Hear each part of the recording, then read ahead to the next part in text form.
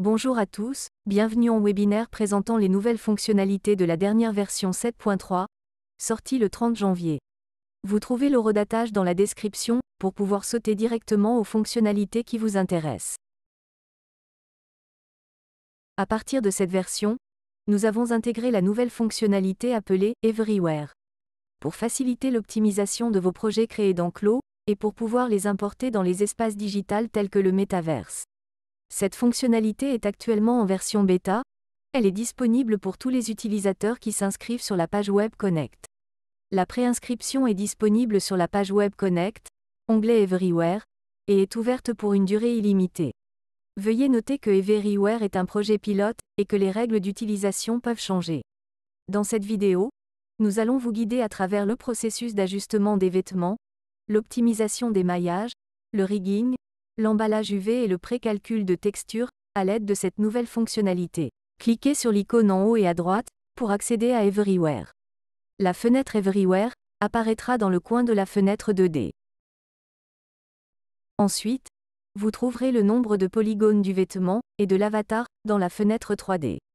La fenêtre Everywhere est divisée en deux onglets, Vêtements et Matériaux. Dans l'onglet Vêtements, vous pouvez effectuer l'optimisation des polygones et le rigging. Ensuite, dans l'onglet Matériaux, vous pouvez effectuer des tâches telles que l'emballage UV, le précalcul de texture et l'application des matériaux. Commençons avec l'option Optimisation des polygones dans l'onglet Vêtements.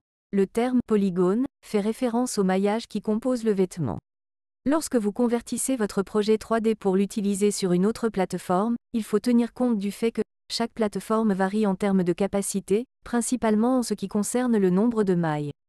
C'est pourquoi, nous proposons la fonction d'optimisation des polygones, qui permet de conserver la forme des vêtements 3D, tout en optimisant le nombre de polygones. Avant de poursuivre le processus d'optimisation, vous pouvez vérifier le nombre total de maillages du vêtement. La valeur dans l'onglet Vêtements indique le nombre de mailles actuelles, y compris les merceries.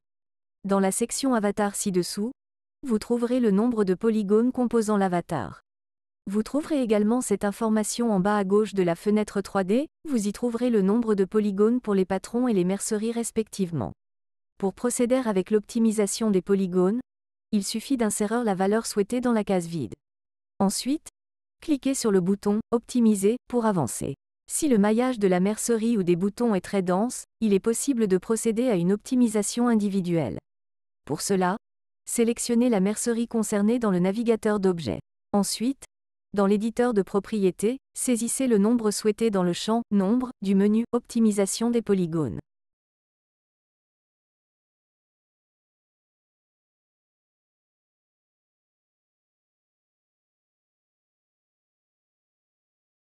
Le rigging est le processus de création d'une structure squelettique au sein d'un avatar 3D, lui permettant d'être articulé et déplacé.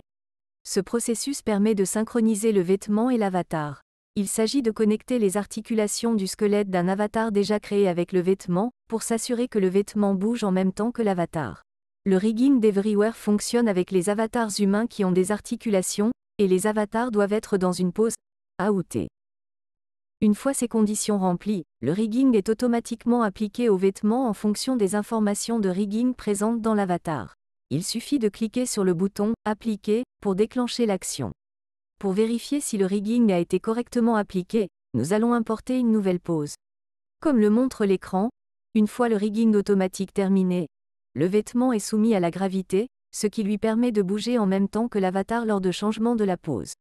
À ce stade, il faut noter que lorsque vous effectuez une simulation avec un rigging déjà appliqué, un message d'avertissement apparaît, comme illustré. Si vous choisissez « Oui », le vêtement sera soumis à la simulation et les informations relatives au rigging seront supprimées. En revanche, si vous choisissez « Non », la simulation sera empêchée et les informations relatives au rigging seront conservées. Après avoir appuyé sur le bouton « Appliquer », vous verrez apparaître de nouvelles options. Découvrons ces options une par une. Lorsque vous appuyez sur le bouton « Mettre à jour », le vêtement sera appliqué de rigging de nouveau en fonction de son état actuel. Cliquez ensuite sur l'outil pinceau situé à droite. En cliquant sur l'outil pinceau, la fenêtre Everywhere se ferme brièvement. Et au même endroit, une fenêtre d'options liée à l'outil pinceau apparaît. L'outil pinceau est conçu pour faciliter les modifications. Dès l'activation de l'outil, le vêtement passera en mode texture blanche pour mieux vérifier la modification. Les points d'articulation deviennent également visibles. Cet outil permet des ajustements détaillés, en vous permettant de définir dans quelle mesure chaque partie du vêtement doit être influencée par le mouvement des articulations de l'avatar. Vous pouvez utiliser l'outil pinceau pour affiner la façon dont chaque section du vêtement réagit au mouvement des articulations de l'avatar. La sélection des articulations peut être effectuée en maintenant la touche Contrôle du clavier, ce qui facilite la confirmation automatique du poids pour chaque articulation. La fenêtre des options de pinceau est composée des onglets de poids et de sculpture. Commençons par le poids. L'onglet Poids vous permet d'utiliser l'outil pinceau pour modifier l'impact du maillage de votre vêtement sur le rigging. Dans ce contexte, le terme poids fait référence à l'influence ou à la pondération du maillage. Le processus consistant à utiliser l'outil pinceau pour modifier le poids sur des zones spécifiques du vêtement est appelé weight painting. Les sections soumises à la weight painting présentent des animations plus fluides, ce qui permet d'appliquer les poses de manière naturelle. Bien que l'auto-rigging distribue automatiquement les poids, il est essentiel d'effectuer un weight painting lors de la modification des articulations ou des poses, pour s'assurer que le vêtement se déplace naturellement avec le corps. L'outil de pinceau vous permet de vérifier et de modifier les zones où le vêtement risque de ne pas se conformer correctement, ou de ne pas suivre le mouvement du corps, après avoir modifié les articulations ou les poses. L'option Poids propose 3 différentes options de mélange telles que ajouter, soustraire et lisser. Elles peuvent être facilement alternées à l'aide de raccourcis, CTRL plus la touche Tab. L'option Ajouter augmente le poids, soustraire diminue le poids, et enfin, l'option de lissage uniformise le poids, en basant sur la zone environnante. Dans les propriétés du pinceau, vous pouvez ajuster la force, la taille, la focale et la profondeur. La force définit l'intensité du pinceau, qui peut être ajustée à l'aide de la barre coulissante ou du raccourci, Alt plus les crochets. L'option de taille configure la taille du pinceau, le raccourci étant les crochets. L'option focale détermine la différence d'intensité entre le centre et les bords du pinceau. Enfin, la profondeur représente la profondeur à laquelle le pinceau a un effet. Il vous dispose également l'option « Réinitialiser » pour remettre toutes les valeurs à leur défaut. Si vous souhaitez quitter cette fenêtre et retourner à celle du Everywhere, cliquez sur le bouton « Quitter ». Essayons maintenant le pinceau à poids, pour ajuster le poids. Dans la fenêtre 3D, tout en maintenant la touche Contrôle enfoncée, cliquez sur les articulations de l'avatar, pour vérifier les poids correspondants à chaque articulation. La représentation des couleurs se fait dans l'ordre suivant, rouge, vert, bleu. Dans cet ordre, les zones en rouge indiquent une distribution de poids plus importante, tandis que les zones en bleu représentent une distribution de poids relativement faible. Ensuite, les zones sans couleur ont une valeur de 0. Les endroits ayant une distribution de poids plus importante auront plus d'impact pendant l'animation, ce qui se traduira par des mouvements plus fluides. Le pinceau peut être utilisé dans la fenêtre 2D. Activez l'option Afficher les articulations de l'avatar, pour sélectionner les articulations et de les déplacer, pour créer une nouvelle pose. Nous pouvons également importer les poses de notre bibliothèque, pour identifier les endroits où le vêtement pénètre dans l'avatar, ou ne suit pas correctement le corps. Vous pouvez essayer de raffiner le résultat en combinant différentes options, telles que le mode de mélange, et les propriétés de la brosse, en ajoutant ou en soustrayant des valeurs de poids. Lors de l'ajustement des poids, si vous remarquez que la valeur de poids d'un point spécifique diffère considérablement des valeurs environnantes, vous pouvez utiliser l'option appelée « martelage ». Cette option permet d'ajuster automatiquement la valeur du poids, afin de l'aligner sur les valeurs voisines. Pour appliquer le martelage, maintenez la touche majuscule enfoncée, et cliquez sur le point que vous souhaitez revoir. Lorsque vous appuyez sur la touche majuscule, le curseur de la souris passe d'une forme de pinceau à un point rouge, pour vous indiquer que les points peuvent être reconnus. Cette option est particulièrement utile pour résoudre des problèmes dans des zones spécifiques telles que les aisselles ou les ourlets, où certaines parties du maillage peuvent être affectées par des articulations indésirables provoquant une distorsion. Si vous devez empêcher que des articulations sélectionnées soient affectées lors de la modification de leur valeur de poids, si des articulations non liées les affectent et doivent être corrigées, ou si vous devez procéder à des ajustements de poids précis sur un modèle complexe, vous pouvez utiliser l'option de verrouillage pour empêcher que certaines articulations soient affectées. Maintenez la touche Alt enfoncée et cliquez sur une articulation pour appliquer le verrouillage, ensuite, elle sera colorée en rouge lorsque le verrouillage est activé. Pour appliquer un verrouillage à toutes les articulations, maintenez la touche Alt enfoncée et faites un clic droit sur n'importe quelle articulation. Maintenez la touche Alt enfoncée et cliquez à nouveau pour déverrouiller. Ou bien, maintenez la touche Alt enfoncée et faites un clic droit pour déverrouiller toutes les articulations. Vous pouvez accéder à l'onglet Sculpter en cliquant directement dessus, ou bien, vous pouvez utiliser le raccourci la touche CTRL+. Lorsqu'un vêtement avec auto-rigging est percé ou se chevauche, vous pouvez utiliser le pinceau à sculpter, pour modifier la forme du vêtement, en élevant ou en abaissant la surface du maillage du vêtement. Il existe 2 modes de mélange pour sculpter, saisir et lisser, et vous pouvez changer de mode avec CTRL+Tab. Commençons par le type de pinceau. Le pinceau saisir peut être utilisé pour retirer la surface du vêtement qui va à l'intérieur de l'avatar, ou de réorganiser les couches qui se chevauchent. Cliquez sur l'endroit souhaité et faites glisser pour appliquer le pinceau. L'endroit concerné se déplacera en conséquence. Veuillez noter que cette action n'affecte pas les valeurs de poids. Le pinceau de lissage est utilisé pour adoucir la surface d'un vêtement, ou pour atténuer l'angularité. Il suffit de cliquer sur la zone souhaitée, et de la faire glisser pour appliquer le pinceau, et la surface s'adaptera à son environnement. Les propriétés du pinceau de sculpture sont identiques à ceux du pinceau du poids, la force, la taille, la focale et la profondeur. Inspirez-vous des différentes poses, pour repérer les endroits qui peuvent être améliorés, ensuite, retravaillez à l'aide de 2 pinceaux.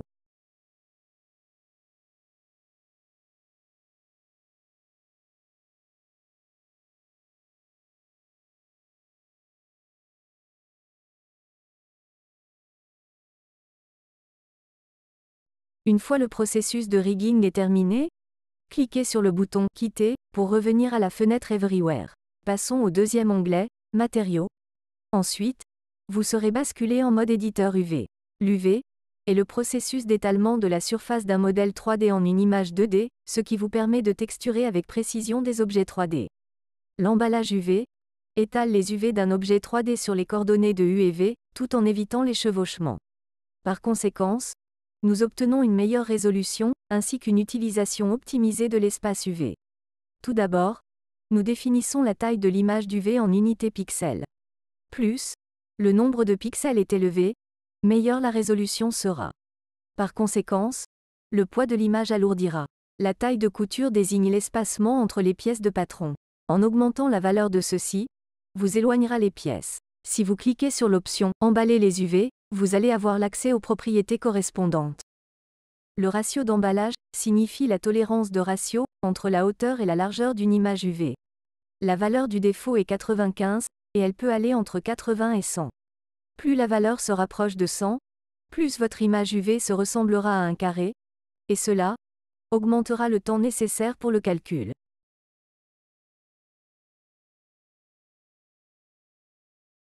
L'option rotation permet au logiciel de faire pivoter les pièces, pour obtenir une meilleure distribution et arrangement des pièces.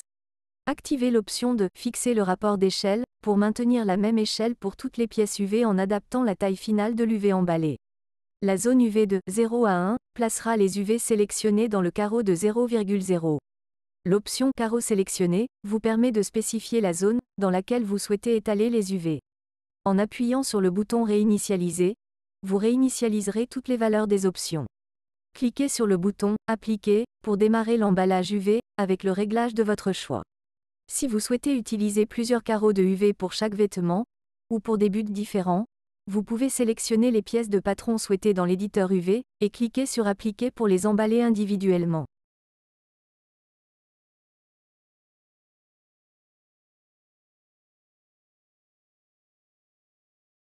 Une fois l'emballage UV terminé, appuyez sur le bouton « Quitter » pour revenir à la fenêtre Everywhere.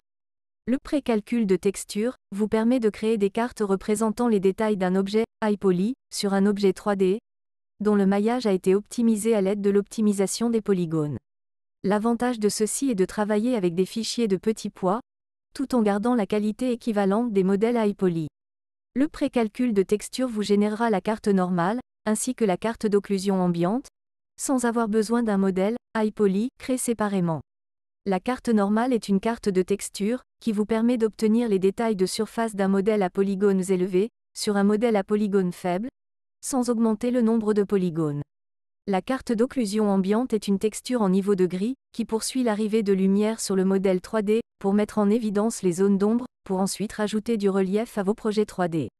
Les zones sombres représentent les endroits moins éclairés, tandis que les zones claires représentent les surfaces bien éclairées. Cette carte de texture améliore le rendu en prédisant ses propres ombres, et en imitant les effets des sources de lumière indirectes dans l'environnement. Cochez les options Détail Normal Map et Ambient Occlusion Map dans la fenêtre. Vous pouvez ajuster le nombre d'échantillons de rayons pour la carte d'occlusion ambiante afin de définir le nombre de rayons calculés par pixel. Un nombre plus élevé permet d'obtenir des résultats de meilleure qualité, mais augmente le temps de calcul. Cliquez sur le bouton Appliquer pour générer les cartes. Une fois le processus est complet, il apparaît les nouvelles icônes à côté de chaque carte. La première sert à visualiser la carte dans la fenêtre 3D, ensuite il vous dispose une barre glissante pour définir l'intensité. La valeur du défaut étant 100, vous pouvez aller de 0 à 200. Si la carte ne vous convient pas, vous pouvez cliquer sur la poubelle pour la supprimer. Dans la liste des matériaux, vous pouvez copier ou créer de nouveaux matériaux, et appliquer le matériau souhaité au patron sélectionné. Par défaut, les matériaux sont créés en fonction du nombre de carreaux UV. Vous pouvez ensuite faire un clic droit pour les renommer ou supprimer. Vous avez le bouton « Ajouter » pour ajouter un nouveau matériau. Cliquez sur le bouton « Copier » pour copier le matériau sélectionné, et « Attribuer » pour appliquer le matériau au patron. Cliquez sur le bouton « Supprimer » pour supprimer un matériau. L'icône de suppression s'active seulement si le matériau est attribué à nulle part. Une fois vous avez terminé, vous pouvez cliquer sur le bouton « Upload » pour exporter votre projet vers la plateforme Connect, ensuite pouvoir le télécharger. Veuillez noter qu'il existe quelques conditions pour uploader sur Connect. Si elles ne sont pas remplies, vous allez être informé par un message pop-up pour que vous puissiez retourner à votre projet et vérifier. Voici 4 conditions. Premièrement, un avatar, y compris les articulations, doit être présent dans la fenêtre 3D. Deuxièmement, tous les patrons doivent contenir l'information de rigging. Troisièmement, tous les UV doivent être emballés, chaque UV étant situé dans un carreau. Enfin, il doit y avoir une carte de normale précalculée. Après avoir vérifié que toutes les conditions sont remplies, cliquez sur le bouton « Upload » en bas de la fenêtre Everywhere. La fenêtre des options apparaît et les paramètres par défaut sont les suivants. Si vous avez des paramètres spécifiques en tête, configurez les options et cliquez sur le bouton « OK ». Vous serez dirigé vers la page Web Connect, et une fois la conversion 3D est terminée, vous pourrez télécharger le fichier FBX du vêtement. Vous pouvez visualiser vos vêtements convertis en allant sur l'onglet Everywhere de votre page Connect Portfolio.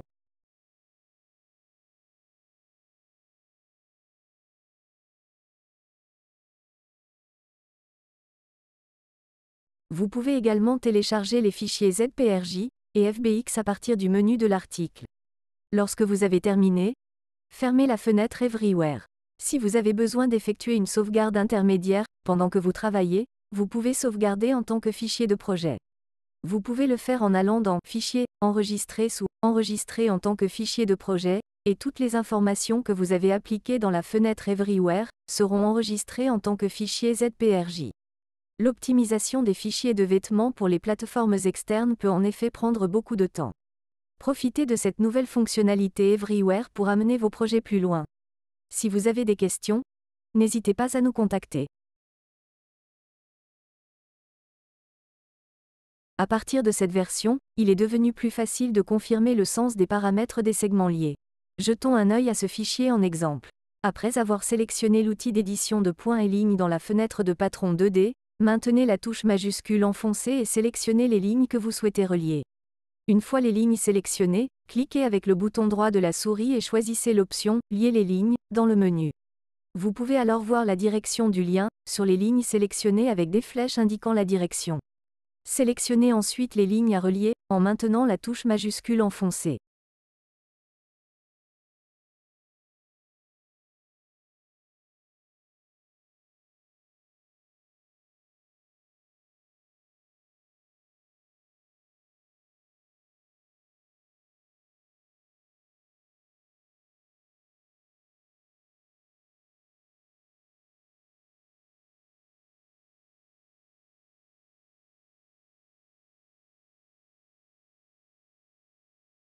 Comme vous pouvez le voir, avec le lien défini, Vous pouvez confirmer que les deux lignes ont le lien configuré.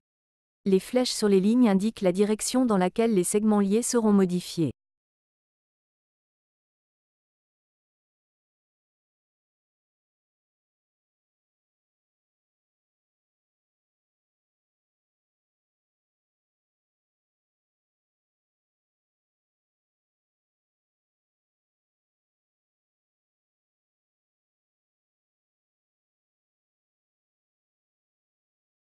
Les améliorations suivantes concernent la gradation. Dans cette version, nous avons facilité la copie des informations de gradation et l'avons améliorée de manière que la forme de la simulation précédente puisse être conservée autant que possible, même en cas de changement de taille. Voyons les améliorations une à l'aide du fichier d'exemple. Tout d'abord, des améliorations ont été apportées à la gradation des boutons et des boutonnières. Auparavant, vous pouviez vous sentir mal à l'aise parce que vous ne pouviez pas appliquer la valeur de gradation aux boutons ou boutonnières. Pour remédier à cet inconvénient, nous avons amélioré le système de façon à ce que les valeurs puissent être copiées et collées sur les boutons et les boutonnières. Utilisons l'outil Modifier la gradation pour voir ce qui a été amélioré. Sélectionnez l'outil Modifier la gradation.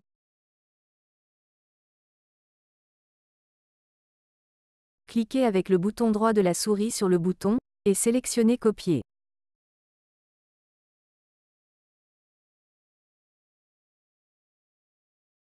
Vous pouvez choisir de coller la valeur X ou Y, ou les deux. Lorsque vous sélectionnez l'option souhaitée, vous verrez que la valeur de gradation a été collée. Vous pouvez coller des valeurs sur les boutonnières ainsi que sur les boutons. Cliquez avec le bouton droit sur la boutonnière où vous souhaitez copier la valeur de gradation, comme sur le bouton, et sélectionnez Copier. Cliquez ensuite avec le bouton droit sur la boutonnière que vous souhaitez coller, et sélectionnez l'option Coller. Comme vous pouvez le constater, il a été amélioré pour permettre de copier-coller les valeurs de gradation des boutons et des boutonnières. Les améliorations suivantes concernent le copier-coller des valeurs de gradation.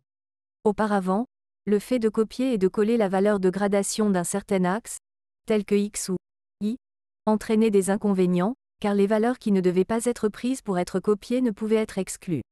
Dans cette version, nous avons amélioré le système de sorte que même si certaines valeurs d'emplacement sont copiées et collées, les autres valeurs restent inchangées. Sélectionnez l'outil Modifier la gradation pour voir les améliorations. Cliquez avec le bouton droit de la souris sur le point du patron où vous souhaitez coller la valeur de gradation copiée, puis sélectionnez I dans Coller. Si vous vérifiez la distance et l'espacement de la valeur X dans l'éditeur de propriétés, vous pouvez voir que la valeur X reste la même lorsque l'information de la valeur y est appliquée. Comme vous pouvez le constater, le système a été amélioré afin de conserver intactes les autres valeurs de position, même lorsque vous copiez et collez les valeurs de gradation d'une valeur de position particulière.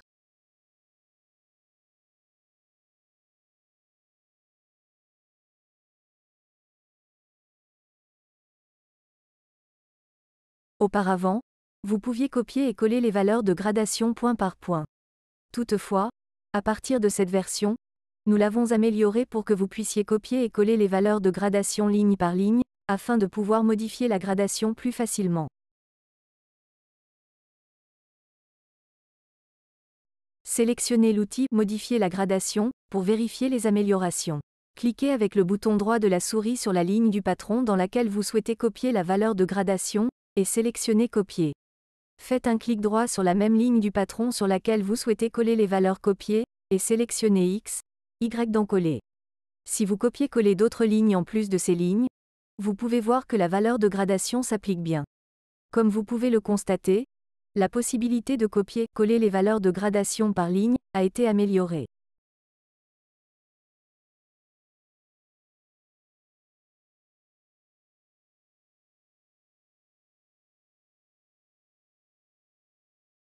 Il s'agit de la dernière amélioration. Auparavant, lorsque nous produisions un taillant de gradation spécifique et que nous choisissions de le remplacer par une autre taille, nous devions simuler à nouveau toutes les tailles. Après avoir révisé et pour remédier à cet inconvénient, la simulation a été améliorée pour conserver autant que possible la forme du vêtement, même si vous choisissez une taille différente. Essayons de modifier le patron à l'aide de l'outil « Modifier le patron » pour voir ce qui a été amélioré.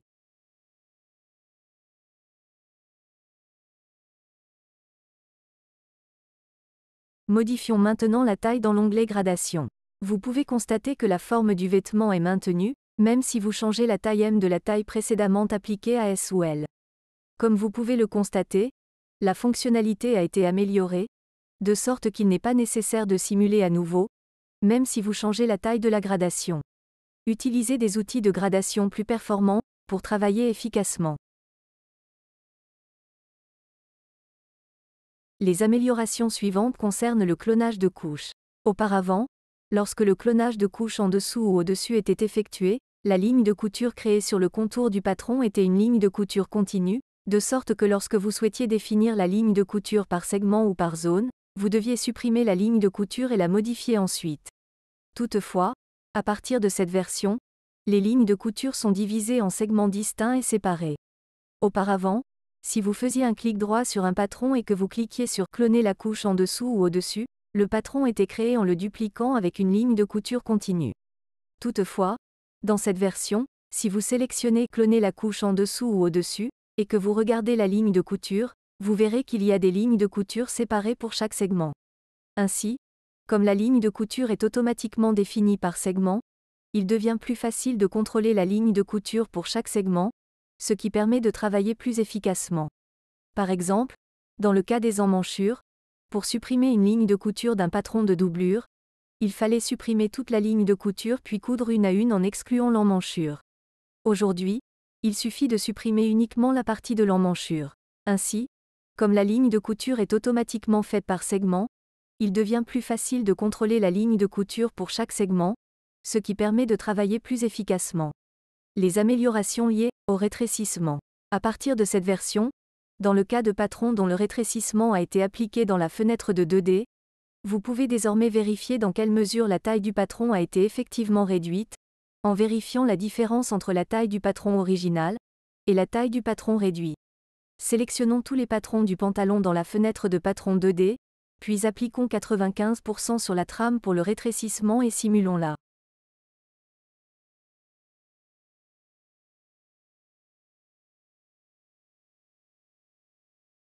Auparavant, lorsque le rétrécissement était appliqué à un patron, les résultats ne pouvaient être vérifiés que dans une fenêtre 3D. Dans la nouvelle version, activez l'option « Montrer le rétrécissement » dans le menu à bascule situé à gauche dans la fenêtre de patron 2D. Vous pouvez voir qu'une ligne rose est créée autour du patron, auquel le taux de rétrécissement a été appliqué. Dans le cas des patrons de pantalon avec un faible taux de rétrécissement, vous pouvez voir qu'une ligne rose est créée à l'intérieur du patron. Dans le cas d'un patron de chemise présentant un taux de rétrécissement élevé, une ligne rose est créée à l'extérieur du patron existant.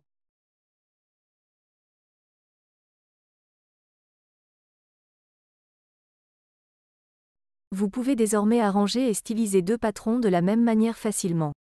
Grâce à la dernière mise à jour, une mise en forme créée sur un patron lors d'une simulation peut être copiée à un autre patron symétrique.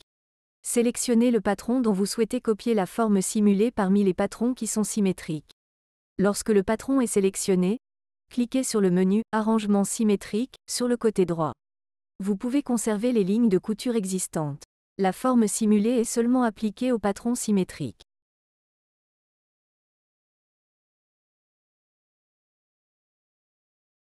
Si les patrons ne sont pas symétriques et que vous sélectionnez l'option « Arrangement symétrique », le message suivant s'affichera.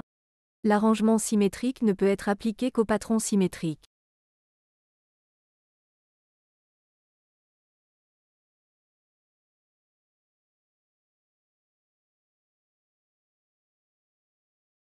Avant cette nouvelle version, il était difficile de savoir si un avatar était équipé d'un costume d'essayage. Désormais, vous pouvez vérifier cela immédiatement en activant ou désactivant l'affichage du costume d'essayage de l'avatar. Pour vérifier les fonctionnalités, ouvrez l'avatar personnalisé sur lequel le costume d'essayage a été ajouté précédemment. Sélectionnez ensuite l'icône « Afficher le costume d'essayage » de l'avatar dans le menu « Affichage avatar » dans la fenêtre 3D. Si vous souhaitez désactiver l'affichage, Cliquez sur le même icône au même endroit.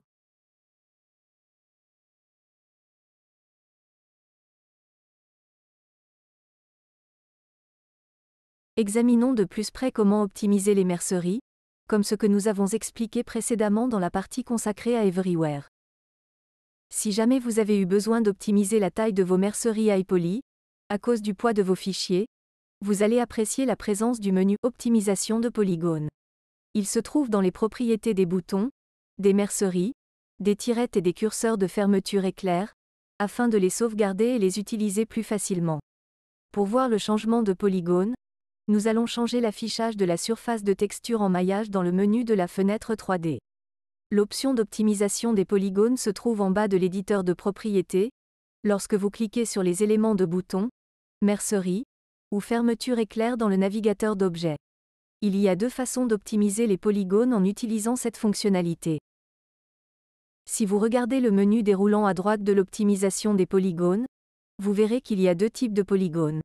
Maillage, qui est la configuration par défaut, et panneau d'affichage.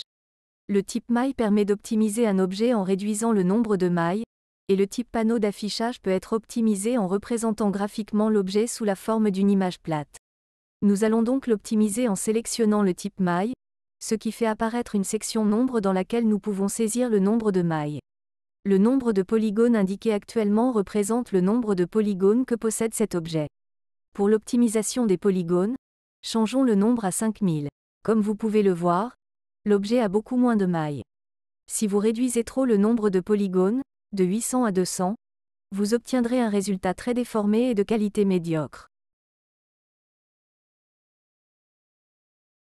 Inversement, le nombre maximal de mailles pouvant être appliqué est le même nombre de mailles que le fichier d'origine. Il n'est pas possible d'en ajouter plus. Veuillez également noter que la fonction d'optimisation des polygones est pour le moment disponible pour les boutons, mercerie, curseur, tirette, stopper, et ne peut pas être appliquée aux surpiqûres. Sélectionnez ensuite l'option Panneau d'affichage. Si vous sélectionnez cette option, l'objet 3D sera remplacé par une image plate. Vous pouvez essayer cette option si vous souhaitez alléger vos fichiers. Ensuite, nous parlerons des améliorations apportées au graphique. Vous pouvez désormais définir l'angle de rotation du graphique par coloris. La forme originale sera ainsi affichée lorsque le graphique est déplacé sur le contour du patron. Nous présenterons ces fonctionnalités en détail à travers un exemple. Tout d'abord, nous parlerons de la possibilité de définir l'angle de rotation d'un graphique, en fonction du coloris. Pour voir cette fonctionnalité en action, nous garderons la fenêtre coloris ouverte. Sélectionnez Colorway, dans le menu en haut, de l'éditeur. Cliquez ensuite sur l'outil « Transformer le graphique » dans la barre d'outils 2D ou 3D, et sélectionnez le graphique pour voir les propriétés de celui-ci. Vous pouvez voir que la fonction « Lier tous les coloris » a été ajoutée sous la section « Angle » en dessous de « Transformation du graphique ». Désactivez l'option « Lier tous les coloris » pour définir l'angle de rotation du graphique pour chaque coloris. Je vais sélectionner le graphique et le faire pivoter, puis je vais cliquer sur le bouton de mise à jour dans la fenêtre de coloris. Comme vous pouvez le voir, le graphique n'est tourné que dans le coloris A, tandis que le coloris B reste à son état d'origine.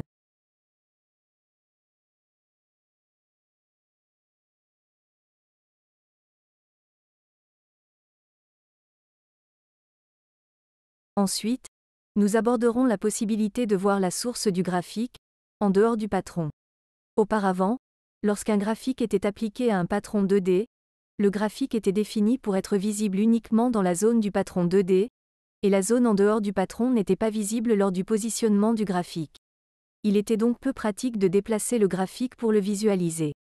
Désormais, le système a été amélioré afin de pouvoir vérifier l'image du graphique, même lorsqu'il se trouve à l'extérieur du patron 2D.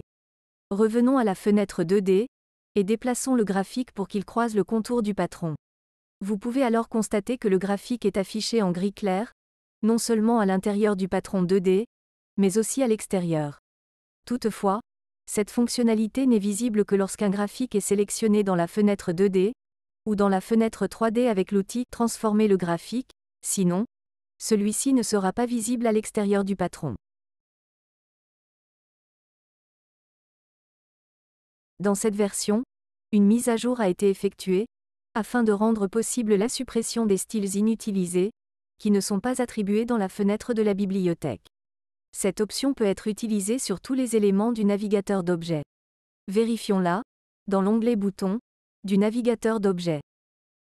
Il y a actuellement 4 éléments qui ne sont pas utilisés dans l'onglet Boutons, et 2 éléments qui ont été appliqués aux vêtements. Faites un clic droit sur les éléments inutilisés, et sélectionnez « Supprimer tous les boutons inutilisés ».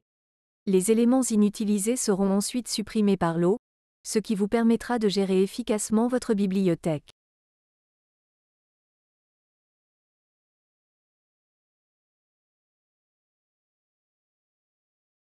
À partir de maintenant, le paramètre « Dôme limité » a été ajouté dans les propriétés de la lumière dans le mode de rendu, ce qui vous permettra d'ajuster la taille du dôme de la carte d'ambiance HDRI, en fonction de votre scène.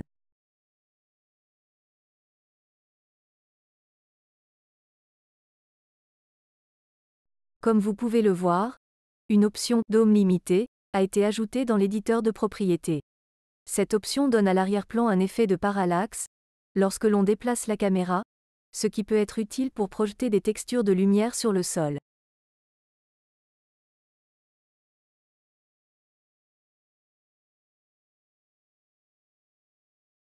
Un dôme limité se compose essentiellement de 3 parties, un sommet hémisphérique, une base et une zone de transition entre les deux. Le dôme limité se compose de 3 options au total. La première est la valeur du rayon. Au fur et à mesure que la valeur augmente, le rayon de l'ensemble du dôme limité s'élargit.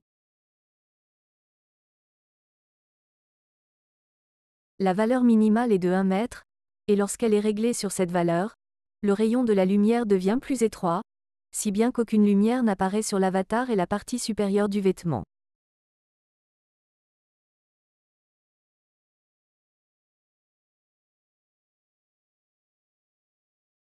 La configuration par défaut est de 4 mètres. Ensuite, il y a l'option de hauteur de projection. Si vous augmentez la valeur, vous pouvez voir que l'image au sol s'élève à travers la zone de transition, jusqu'au sommet de l'hémisphère. En conséquence, la valeur de projection de la lumière change, ce qui permet de voir le changement de la lumière éclairant l'avatar. La valeur par défaut est de 1 mètre.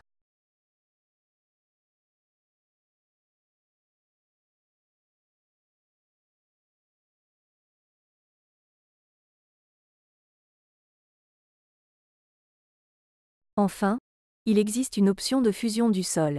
Si vous augmentez la valeur, vous pouvez voir que la valeur entre le sol et le sommet hémisphérique est adoucie, et que la forme de la zone de transition change. La configuration par défaut est de 0,5. Pour enregistrer les nouvelles configurations du dôme limité, vous pouvez sauvegarder toutes les propriétés de la lumière dans un fichier VLP, ou cliquer sur « Fichier sauvegardé en tant que » dans le menu en haut, et enregistrer toutes les propriétés de rendu dans un fichier ZVRP.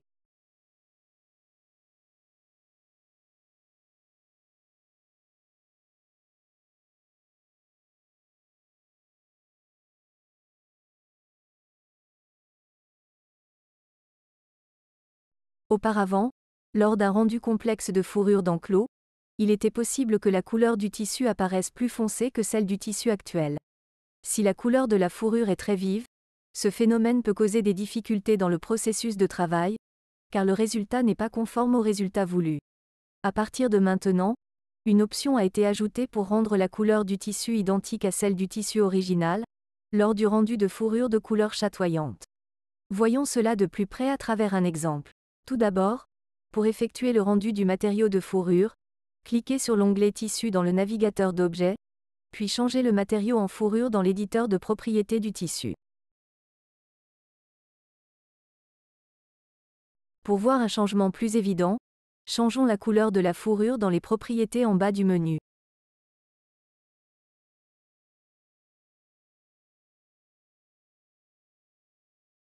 Ensuite, ouvrez la fenêtre de rendu en cliquant sur le menu « Rendu »,« Rendu ». Si vous regardez en bas de l'éditeur de propriétés, vous pouvez consulter les paramètres relatifs à la fourrure. Ici, vous pouvez voir que l'option « Compenser l'énergie » a été ajoutée dans les paramètres de la fourrure. Elle est activée par défaut. Pour vérifier la différence, il faut d'abord lancer le rendu interactif avec l'option Compenser l'énergie désactivée.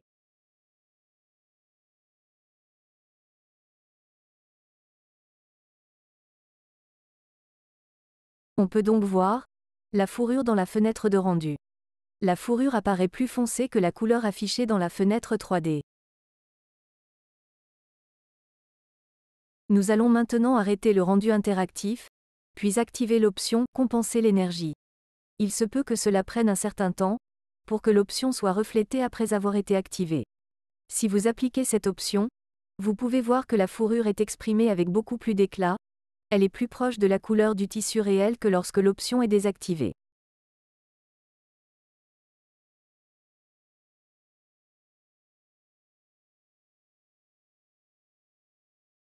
Nous allons maintenant parler des mises à jour et des améliorations apportées à l'animation.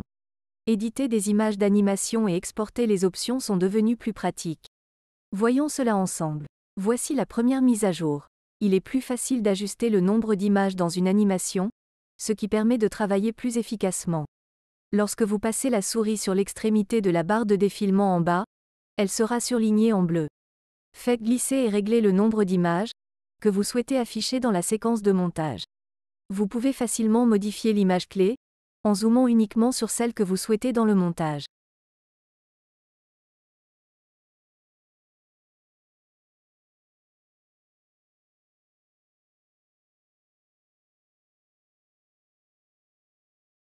Si vous souhaitez afficher l'ensemble des images de l'animation dans la ligne de temps, double-cliquez sur la barre de défilement ou cliquez sur le bouton « Ajuster à l'horizontale » sur le côté droit de la barre de défilement. Les valeurs minimales ou maximales de l'image et la région de lecture affichée dans le panneau de montage sont réglées de manière à correspondre à la valeur de l'ensemble des images du mouvement. Ce qui vous permet de voir l'ensemble de l'image en une seule fois.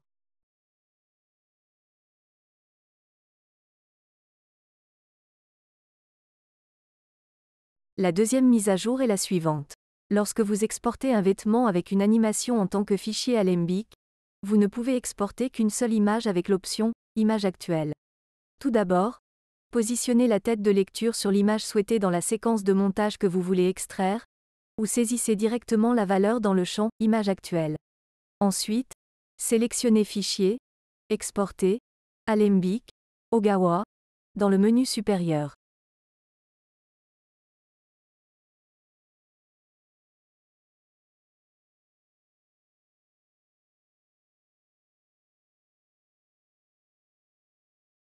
Dans la fenêtre pop-up d'exportation du fichier Alembic, choisissez l'option « Actuelle » dans le menu Animation.